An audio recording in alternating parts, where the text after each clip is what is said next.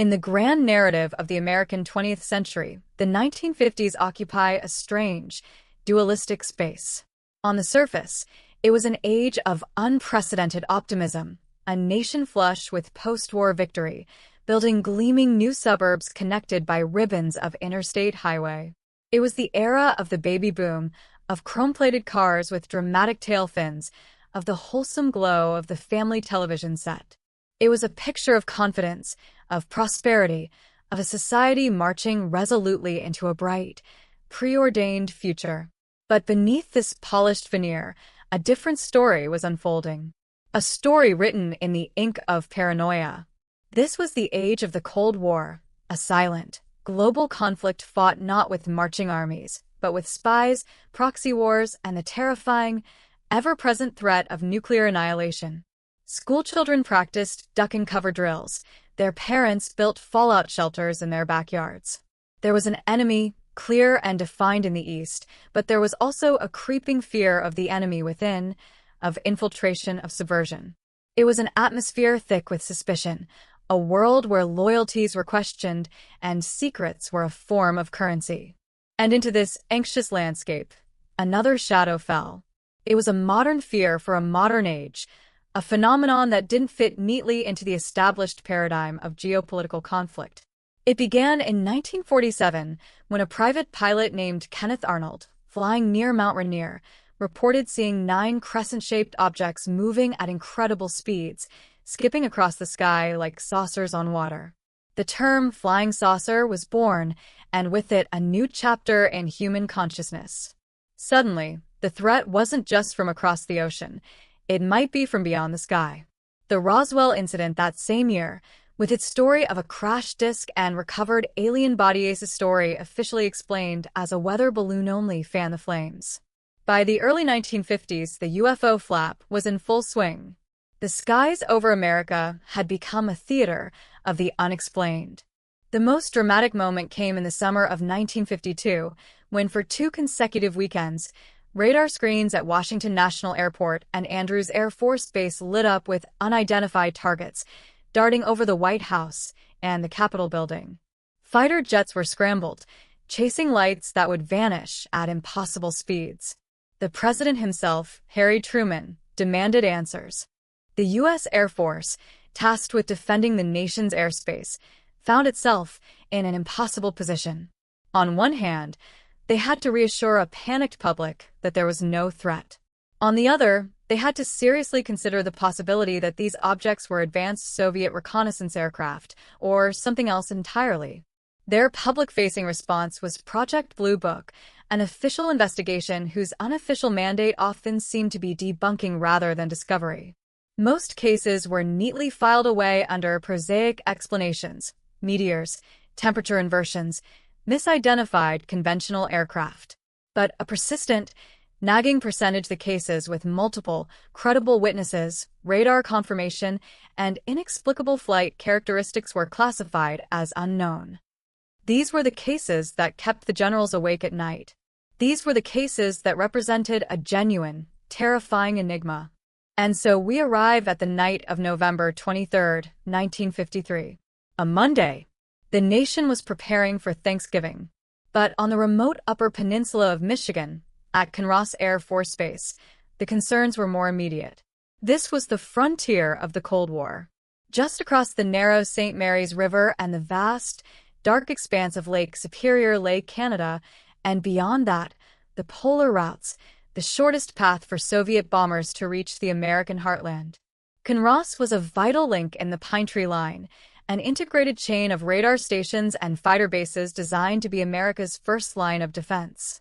The men stationed there lived in a state of constant alert, their lives dictated by the sweep of a radar beam. On that frigid night, as a deep, bone-chilling cold descended, the operators at the Air Defense Command's Ground Control Intercept (GCI) station were about to see their training, their technology, and their understanding of reality pushed to the absolute breaking point. They were about to witness an event that would be swallowed by official silence, an incident that would become one of the most compelling and disturbing cases in the entire history of the great UFO mystery. This is the full, detailed story of the Kinross incident, of the night, an American fighter jet was sent to challenge an unknown and was seemingly consumed by it. Our story has three main characters. The first two are the men who would be at the heart of the storm.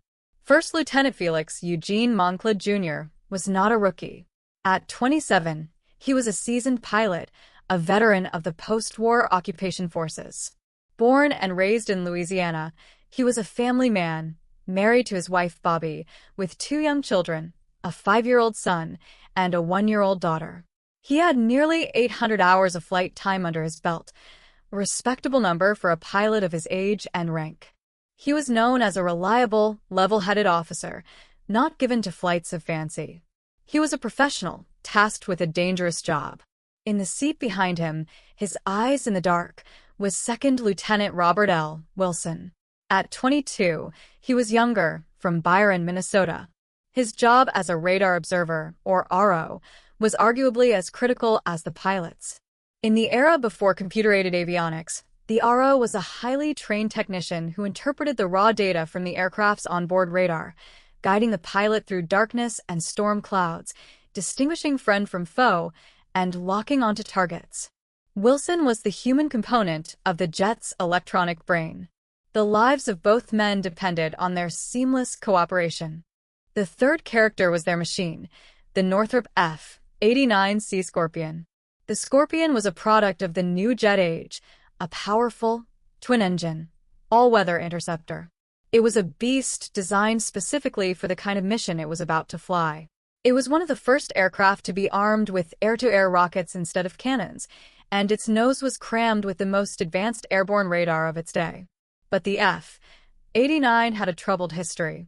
Early models were plagued by structural problems, earning it the grim nickname, the Flying Coffin, among some pilots.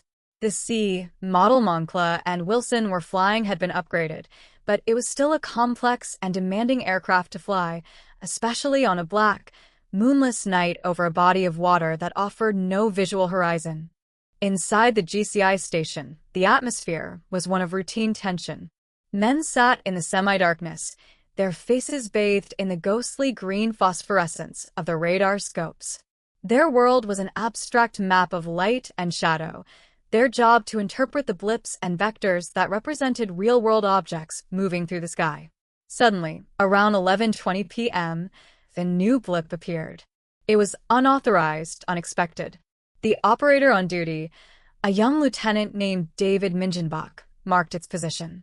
It was in restricted airspace, over the Sioux Locks, the critical waterway that allows massive iron ore freighters to move from Lake Superior to the industrial heartlands of America. In the context of the Cold War, an unidentified object over the Sioux Locks was a potential act of sabotage or a prelude to an attack. It was a red alert.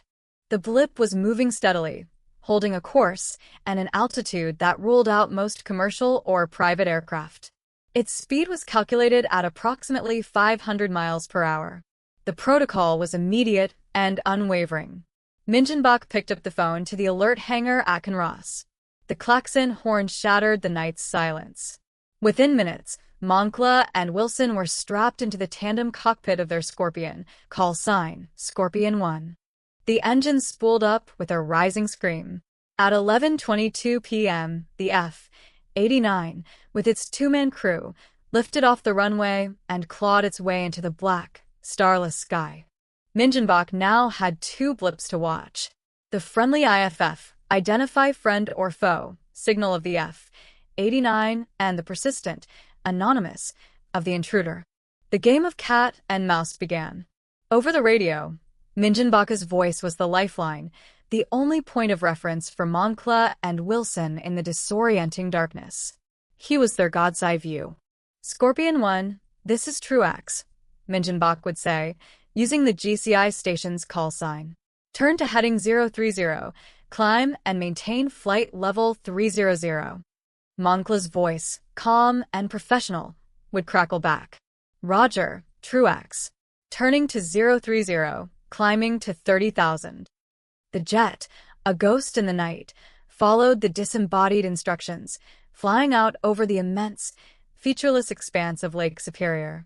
The water below was a black hole, indistinguishable from the sky except for the faint line of the Canadian shore miles away. This is a pilot's nightmare. With no visual horizon, the inner ear can play tricks, inducing a powerful sense of spatial disorientation or vertigo. A pilot can feel like they are banking when they are flying straight or climbing when they are diving. They must learn to trust their instruments over their own senses. As the F-89 closed the distance, Moncla reported a problem.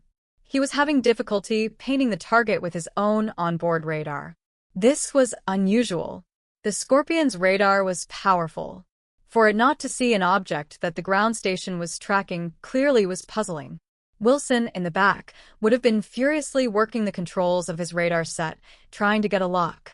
Minjin, unperturbed, continued to provide vectors from his more powerful ground-based system.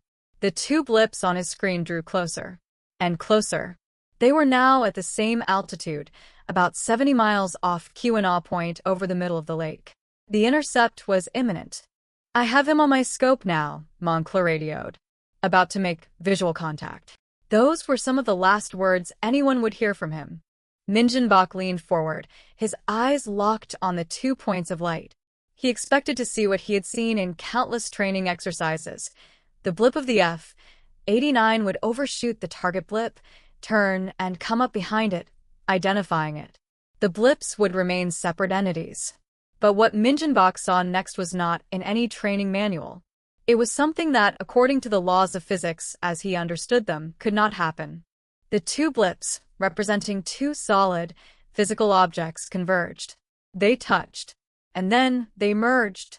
For 1, 2, maybe 3 sweeps of the radar beam, there was a single, solid, brighter blip on the screen. It wasn't the fuzzy, chaotic return of an explosion or a collision. It was a clean, sharp, unified signal. It was as if the two objects had become one. A moment of stunned silence fell over the control room. Minjin's brain struggled to process the impossible image. He keyed his microphone. "Scorpion 1, this is Truax. What is your status?" "Over." The radio answered with a hiss of empty air. "Scorpion 1, do you read?" "Truax, over." Silence. On the screen, the single, merged blip continued on the original course of the unidentified object. It flew north, towards Canada, for several minutes. Then, as it passed out of the radar's effective range, it too disappeared. The screen was blank. The sky over Lake Superior was empty. The F-89 Scorpion and Lieutenants Felix Moncla and Robert Wilson had vanished. The case of a pilot disappears had just taken on a terrifying new dimension. The immediate reaction at the GCI station was a mixture of confusion and alarm. A mid-air collision was the first thought, but the radar data didn't support it. A collision implies debris, a blossoming, and then fading of the signal. This was a clean fusion. A frantic series of checks was made. Was the radar malfunctioning? All tests showed it was operating perfectly. The conclusion was inescapable. The radar had shown exactly what had happened, even if what had happened made no sense. A massive search and rescue operation was launched before dawn. The U.S. Air Force scrambled more planes. The U.S. Coast Guard dispatched cutters. The Royal Canadian Air Force, alerted to the jet's last known position near their border, joined the effort. For 5 brutal days, they combed a vast area of one of the world's most treacherous bodies of water. Lake Superior in late November is a churning cauldron of icy, gray waves. The weather was hostile, with low visibility and freezing temperatures. They were looking for any sign: an oil slick, a piece of floating wreckage, a life raft, a parachute. They found nothing. Not a scrap of metal. Not a shred of fabric. It was as if a 13-ton, 50-foot-long jet aircraft had been plucked from the sky, leaving no trace. The complete absence of evidence was, in itself, a profoundly disturbing piece of evidence. With 2 men and a multi-million-dollar aircraft missing, and with the specter of a UFO at the heart of the incident, the Air Force needed a story, and they needed it fast. The official explanation that emerged was a masterclass in bureaucratic damage control. On November 27th, they released their findings. The UFO, they claimed, was nothing more than a Royal Canadian Air Force C-47 Skytrain that was on a flight from Winnipeg to Sudbury. The pilot of the C-47, they said, had filed his flight plan incorrectly, putting him on a course that took him through the restricted airspace. The GCI operators had misidentified it. Lieutenant Moncla, they concluded, was likely suffering from a severe case of vertigo, became disoriented in the darkness, and simply crashed his plane into the lake. The merging of the blips was explained away as a temporary radar anomaly, a ghost image caused by the two craft flying in close proximity. Case closed. A tragic accident caused by pilot error and a series of unfortunate coincidences. It was a neat, plausible-sounding story for a public that knew little about aviation or radar technology. But for those who did, and for investigators who started digging, the official story was a house of cards. The first card to fall was the Canadian C-47. The pilot of that aircraft, Captain Gerald Fosberg, was eventually located and interviewed. He was adamant. He had not flown off course. His instruments were working perfectly. Most importantly, he stated that at no point did he see an F-89 interceptor, nor was he contacted by any U.S. air traffic control. His flight path, when plotted, did not precisely match the path of the object Moncla was chasing. And then there was the fatal flaw: the speed. The GCI station had clocked the object at a consistent 500 miles per hour. A C-47, a propeller-driven cargo plane, has a maximum speed of around 230 miles per hour. It was physically impossible for the C-47 to be the object Moncla was chasing. The Air Force's primary explanation was demonstrably false.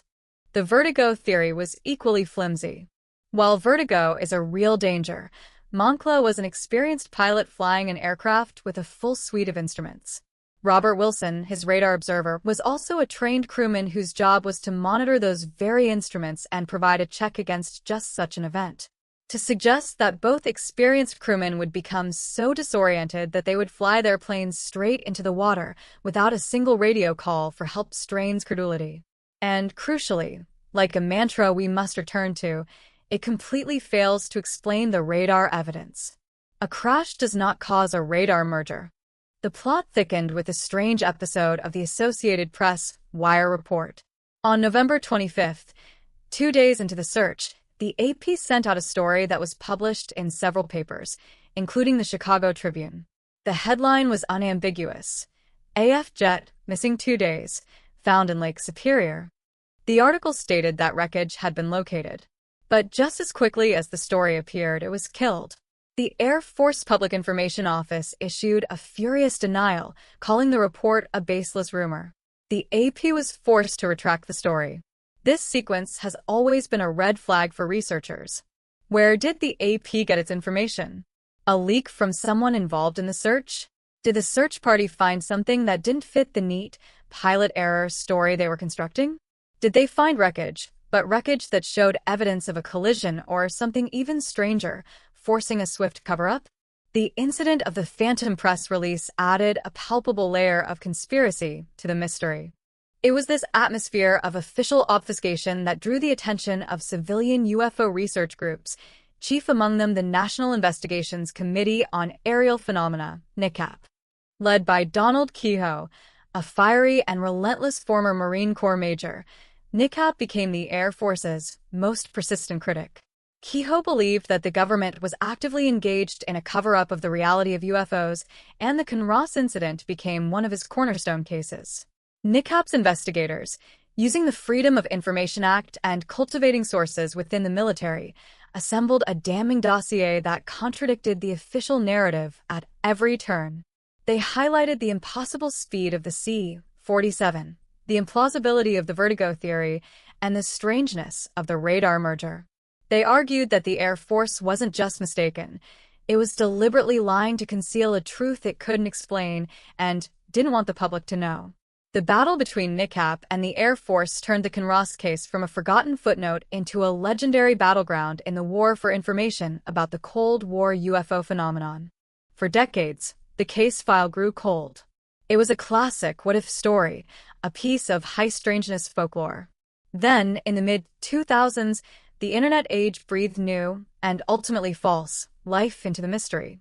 A man named Adam Jimenez, claiming to be the head of a Great Lakes dive company, burst onto the scene with a spectacular announcement. He claimed to have found the F-89 on the bottom of Lake Superior using side-scan sonar. More astonishingly, he claimed to have found the UFO nearby.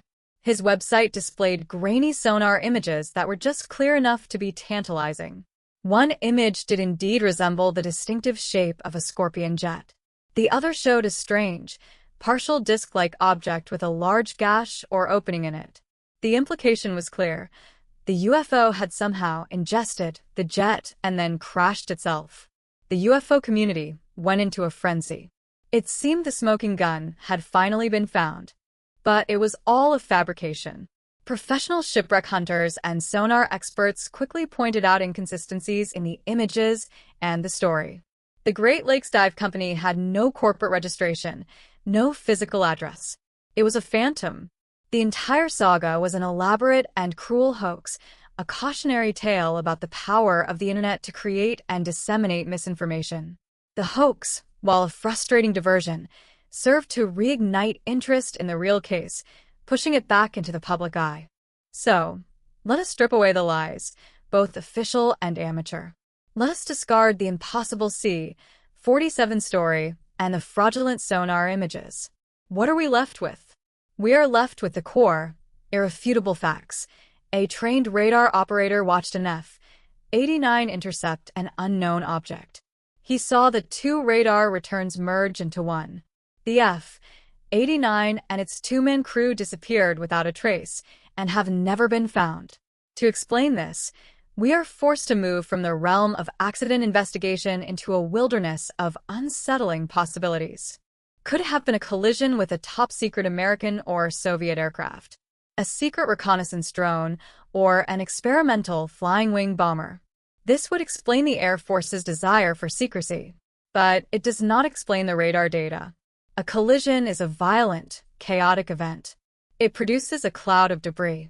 It does not produce a clean, unified radar blip that continues to fly on a controlled course. And again, where is the wreckage? Lake Superior is vast and deep, but it is not bottomless. Other wrecks, like the famous freighter SS Edmund Fitzgerald, have been found and extensively documented. Why not the F-89? This forces us to confront the theory that is both the most fantastic and the one that best fits the available data: abduction. That the radar screen showed a literal truth. The objects did not collide. They merged. The F-89 was engulfed, captured, or otherwise absorbed by the larger object. This theory steps beyond our known physics, but it is the only one that accounts for all three core mysteries: the radar merger, the continued flight of a single object, and the complete and total absence of wreckage. In this terrifying scenario, Felix Moncla and Robert Wilson did not crash. They were taken. The human cost of this enduring enigma is profound. The families of Moncla and Wilson were given a story they knew to be false. They were denied the closure of a funeral, the comfort of a grave. They were left to live in a limbo of unanswered questions, their loved ones' final moments forever shrouded in secrecy and speculation. They are casualties of the Cold War, but their stories suggest that the conflict of that era may have had dimensions far stranger than we have been led to believe. The Kinross incident is a stark, chilling piece of history. It's a reminder that our understanding of the world is incomplete, and that sometimes, when we send our best to confront the darkness simply opens its maw and swallows them whole, leaving behind nothing but a lingering question mark on a cold, green radar screen. This story is a ghost, a loose thread in the official tapestry of our history. And it begs the question, how many other such threads are out there? If you are compelled by these journeys into the unexplained and believe that shining a light on these forgotten cases is important, consider subscribing and joining this investigation. The ultimate question remains, and I leave it to you. What do you believe truly happened to Scorpion 1 over the dark waters of Lake Superior? Let me know your thoughts, your theories, in the comments below. Thank you for listening.